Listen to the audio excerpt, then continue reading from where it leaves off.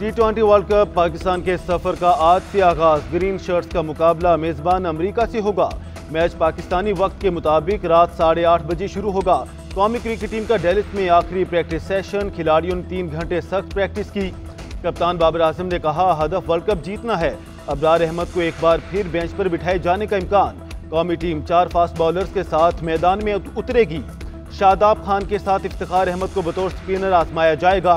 Playing 11 का हतमी फैसला pitch देखकर किया जाएगा। दूसरी तरफ वर्ल्ड कप में भारत का फातिहाना आगाज। टूर्नामेंट के 8वें मैच में आयरलैंड का 97 रन का हदफ 2 विकेटों के नुकसान पर हासिल कर लिया। आज ऑस्ट्रेलिया का ओमान और युगांडा का पापुआ न्यू गिनी से भी मुकाबला होगा।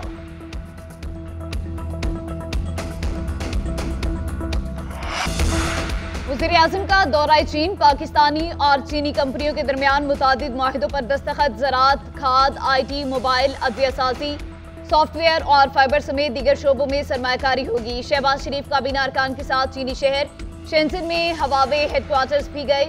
फ्रेमवर्क मुआहिदे पर दस्तखत। हवावे मसनूई जहानत समेत इंफॉर्मेशन टेक्नोलॉजी के शोबे में 2 लाख पाकिस्तानी नौजवानों को मुफ्त तरबियत फराहम करेगा।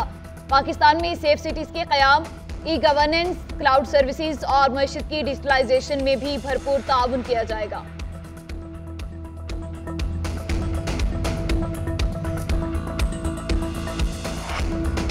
वज़ीर खजाना ने शरह सूद पर नजरसानी का इंदिया दे दिया। मोहम्मद औरंगजेब पाक चीन बिजनेस फोरम से खिताब में बोले, शरह सूद के मामले पर हमें रवां साल देखना होगा। पाकिस्तान में बैरूनी सरमायाकारी में इजाफा हुआ। सरमायाकारों का पाकिस्तान पर एतमाद है। स्टॉक मार्केट में जबरदस्त तेजी देखी जा रही है। पाकिस्तान के मुआशी शारिये मस्बत समत गामजन है। महंगाई की शरह में नुमाया कमी आई है। महंगाई कम होकर 11% पर आ गई है। पाकिस्तानी करेंसी भी चंद माह से मुस्तहकम है। वज़ीर ख़ारजा इसहाक डार कहते हैं, कारोबारी शोबे और सरमायाकारी की हौसला अफजाई के लिए इकदाम कर रहे हैं। पाकिस्तान में 84 इदारों की निजकारी पर गौर जारी है।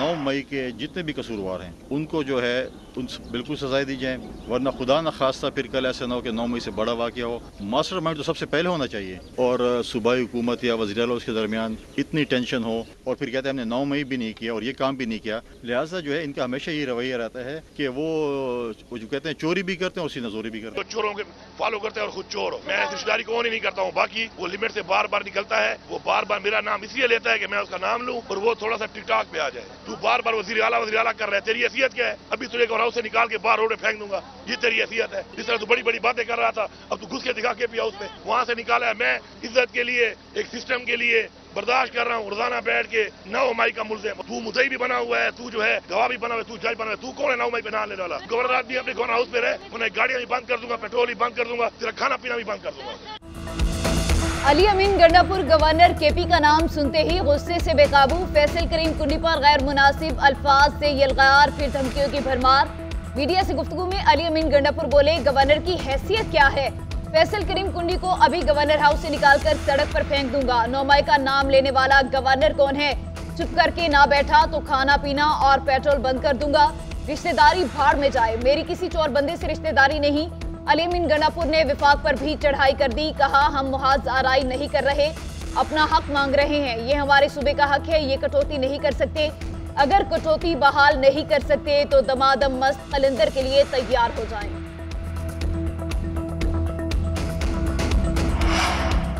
अली अमीन वजीर आला रहें, गुंडे ना बने। गवर्नर को धमकियां देना बंद कर दें। गवर्नर को धमकी देना महज एक फर्द की तौहीन नहीं बल्कि हमारे आईनी निज़ाम के जौहर पर हमला है। रहनुमा पीपल्स पार्टी शर्जील मेमन कहते हैं, फैसल करीम कुंडी अहम आईनी ओहदे पर फाइज हैं। उनको धमकी नाकाबिले कबूल और दहशत गर्दी के जिम्मे में आता है। वज़ीर आला अली अमीन गंडापुर के खिलाफ फौरी और फैसला कुन कार्रवाई की जाए।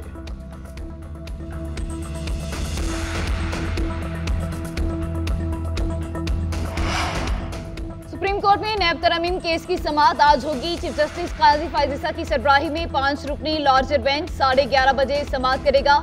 गुज़िश्ता समाअत की बराह रास्त नशरियात न करने के हवाले से जस्टिस अतर मीनुल्लाह का इख्तलाफी नोट। लिखा, बानी PTI आम कैदी नहीं, इलेक्शन से साबित हो गया उनके लाखों सपोर्टर्स हैं।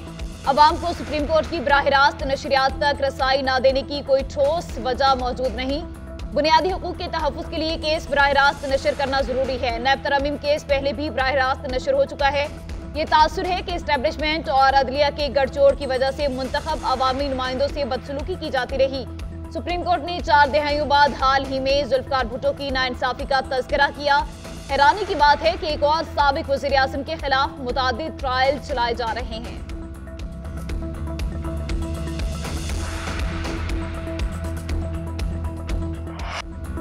तौहीन अदालत केस में मुस्तफ़ा कमाल की फौरी मुआफ़ी की इस्तदा मुस्तरद। फैसल वाबरा को जवाब पर नजरसानी के लिए 1 हफ्ते की मोहलत। सुप्रीम कोर्ट ने तौहीन आमेज मवाद नशर करने पर तमाम टीवी चैनल्स को नोटिस जारी कर दिए। अटॉर्नी जनरल ने मौक़िफ़ इख्तियार किया कि टीवी चैनल्स ने अपना प्लेटफॉर्म मुहैया करना छोड़ दिया तो मामला खत्म हो जाएगा।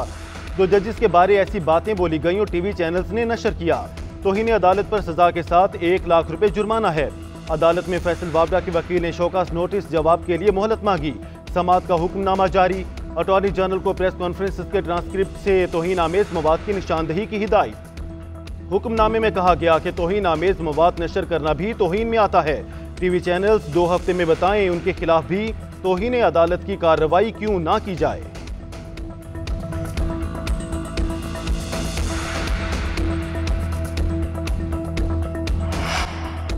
फैसल वाबरा इस प्रेस कॉन्फ्रेंस से किसकी खिदमत करना चाहते थे? अरकान पार्लियामेंट का हक नहीं कि वो दूसरे आईनी इदारे पर तनकीद करे।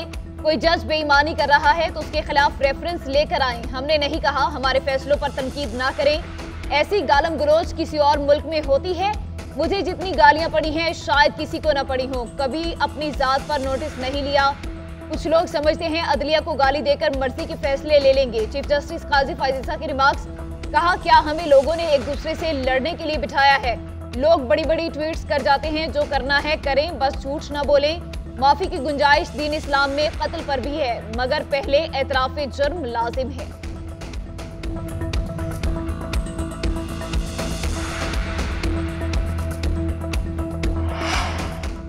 मैंने चीफ जस्टिस और उनके बेंच की हमेशा इज्जत की है। अदलिया के एहतराम में सुप्रीम कोर्ट में पेश हुआ हूँ। पीटीआई वालों ने ट्रोलिंग की। मौलाना फजल रहमान ने भी बातें की थी। फैसल वाबरा की सुप्रीम कोर्ट के बाहर मीडिया से गुफ्तगू। बोले, अदालत में मुआफ़ी मांगना गुनाह नहीं, मैंने कोई गलती की हो तो मुआफ़ी मांगूंगा। अदलिया के वकार को 140वें नंबर से पहले नंबर पर देखना चाहता हूँ। मुस्तफ़ा कमाल बोले, वकील से पूछा गया कि इस तमाम मामले में कोई तौहीन देखते हैं तो उन्होंने राय दी कि कोई तौहीन नहीं। फिर भी अदालत को किसी बात पर नागवारी हुई तो इस पर मुआफ़ी मांग ली है।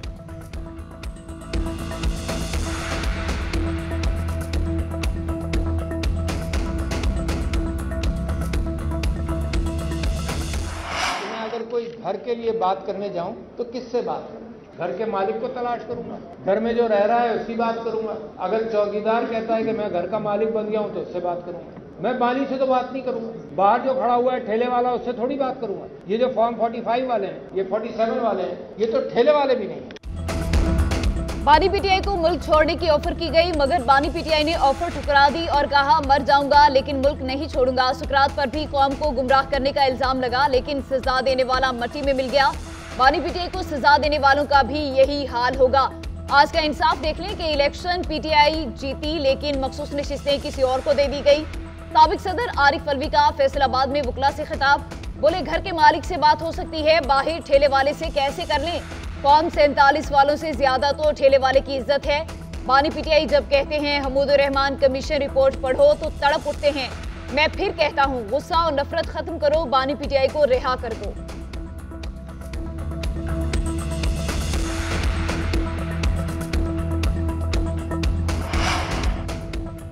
बानी पीटीआई के एक्स हैंडल से मुतनाज़ पोस्ट का मामला। इस्लामाबाद हाई कोर्ट ने बैरिस्टर गौहर और रऊफ हसन के खिलाफ FIA को तादीबी कार्रवाई से रोक दिया।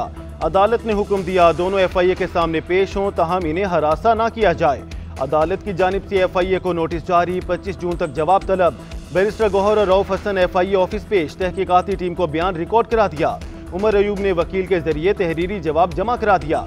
मौक़िफ़ इख्तियार किया कि FIA ने हद तक अमेज नोटिस भेजा। मुबहम, मशकूक और गैर कानूनी सवालात पूछे गए। FIA ना तारीखदान महकमा है, ना अदालतों से बाला कोई इदारा। नोटिस का वाहिद मकसद इंतकाम को निशाना बनाना है। FIA जवाब की तैयारी के लिए हमूदुर रहमान कमीशन रिपोर्ट की नकल फराहम करे। उमर अयूब का नोटिस का मामला पार्लियामान में उठाने और अदालत में चैलेंज करने का भी ऐलान।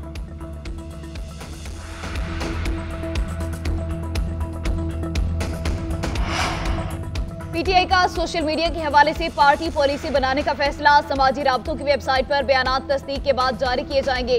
सोशल मीडिया पॉलिसी की मंजूरी रवां हफ्ते बानी चेयरमैन से ली जाएगी। रऊफ हसन का कहना है कि बार बार कहता रहा, इस तरह का जहरीला बयानिया पार्टी के हक में नहीं जाएगा। पार्टी के कुछ लोग हैं जो इस तरह के जारहाना बयानी की हिमायत करते हैं। बैरिस्टर गोहर कहते हैं, कल सुप्रीम कोर्ट में मखसूस नशिस्तों का केस है, कोशिश है बानी पीटीआई से मुलाकात हो जाए। हमूदुर रहमान कमीशन की रिपोर्ट 2011 में डी क्लासिफाइड हो चुकी थी। एफआईए ने दोबारा बुलाया, तब भी आएंगे। जिस जमात ने इलेक्शन जीता है, नशिस्तें उसको मिलनी चाहिए।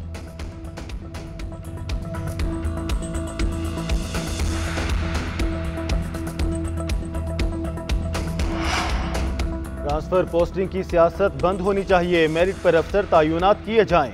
हमारा महकमा इत्तलात अपने मसाइल के हल पर बात करे। महकमा इत्तलात बानी पीटीआई के बारे में बात करना छोड़ दे।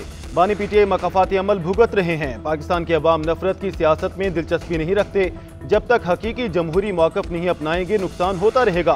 करप्शन को बहाना बनाकर सियासतदानों की किरदार कुशी की जाती है। Chairman peoples party Bilawal Bhutto का पार्लिमानी पार्टी के इजलास से खिताब, बोले कुछ एमपीएस की रिपोर्ट मायूस कुन है, वुज़रा के साथ सख्ती करना पड़ेगी ताकि काम बेहतर हो। अफसरों की कारकर्दगी हुकूमत की बदनामी का सबब बने तो अरकान असेंबली एक्शन लें।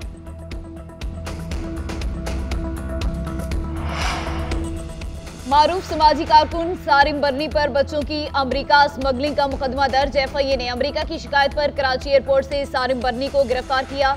हुकाम के मुताबिक सारिम बर्नी पर 1 साल में 20 नौमौलूद बच्चों को अमरीका में गोद लेने के नाम पर स्मगल करने का इल्जाम है। मुलजिम ने इब्तदाई बयान में गलती तस्लीम कर ली। सारिम बर्नी पर अमरीका ने नजर रखी थी और दोबारा पूछगछ भी की गई। हया नामी बच्ची को वालिदैन से 10 लाख में खरीद कर अमरीका भेजा। बच्चों की खरीदारी और मनी लॉन्ड्रिंग के मजीद मुकदमात भी दर्ज किए जाएंगे।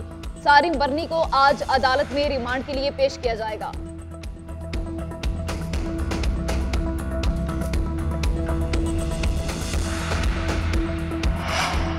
वज़ीर आला मरीम नवाज और नवाज शरीफ की दारुल उमान में मकीम 10 ख़वातीन को हज पर भेजने से पहले मुलाकात। वज़ीर आला ने ख़वातीन से हज के मौके पर पाकिस्तान के लिए दुआ की दरख्वास्त की। वज़ीर आला मरीम नवाज की हिदायत पर 10 बुजुर्ग ख़वातीन के लिए हज का इंतज़ाम किया गया। बुजुर्ग ख़वातीन की वज़ीर आला को दुआएं, कहा मरीम नवाज ने ऐसे बर्ताव किया जैसे हमारी बेटी हैं। नवाज शरीफ ने कहा, गरीब का अच्छा वक्त आ गया है, मजदूर को मुआशी तौर पर ऊपर उठाएंगे। हमारी हुकूमत में खलल ना आता तो गुर्बत और बेरोजगारी खत्म हो जाती। वज़ीर आला पंजाब से थैलेसीमिया के मरीज बच्चे मोहम्मद रिजवान की भी मुलाकात। मरीम नवाज ने मोहम्मद रिजवान को 5 लाख रुपए का इमदादी चेक दिया।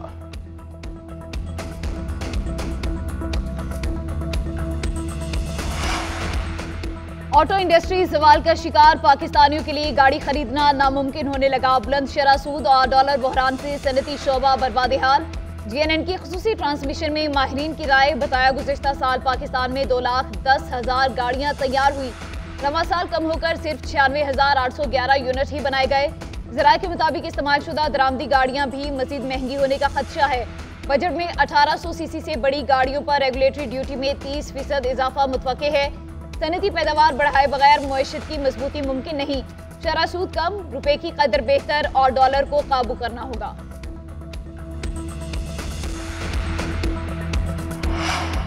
इस्लामाबाद, बालाई पंजाब और खैबर पख्तूनख्वा के कई शहरों में आंधी और बारिश। अब्र रहमत बरसते ही गर्मी से झुलसते शहरियों को राहत मिल गई।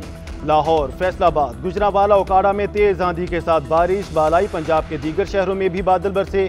गुजरात और खुशाब में ज़ालाबारी। मुल्तान में बूंदाबांदी से मौसम तब्दील हो गया।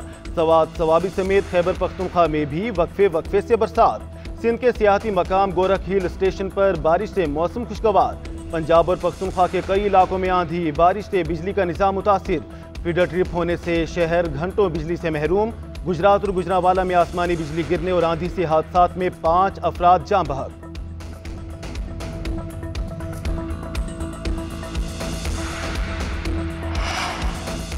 इसराइली फौज की गजा के वस्ती इलाके दिरुल बलाह में पेशकदमी, तैयारों से वहशियाना बमबारी। दिरुल बलाह में बरीज और मगाजी पनाहगजीन कैंप पर तबाहकुन हमले, मैयतों के ढेर लग गए। मकबूजा मगरबी किनारे के शहरों बैतुलहम और हैब्रोन में भी जालमाना कार्रवाई। सेहूनी फौज ने मुख्तलिफ शहरों में पानी की सप्लाई महदूद कर दी। 24 घंटों में मजीद 36 फलस्तीनी शहीद, 115 जख्मी हो गए। मस्जिद अक्सा में 800 के करीब यहूदी शिद्दत पसंदों का पुलिस की हिफाजत में धावा, किबले अव्वल की बेहुरमती करते रहे। मस्जिद अक्सा की बेहुरमती पर उर्दन का शदीद एहतजाज, इसराइली इकदामात की मुसम्मत।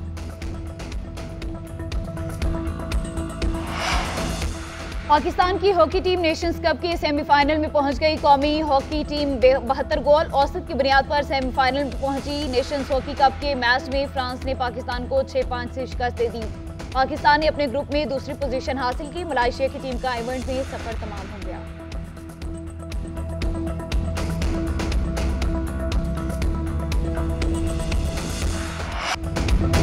और नौजवानों का कायनात की सबसे खतरनाक मखलूक से सामना हो गया। एक्शन थ्रिलर, खौफ और सनसनी की नॉन स्टॉप रेस शुरू हो गई। साइंस फिक्शन फिल्म एलियन रोमोल्स का दूसरा ट्रेलर जारी। फिल्म 16 अगस्त को सिनेमा घरों की जीनत बनेगी।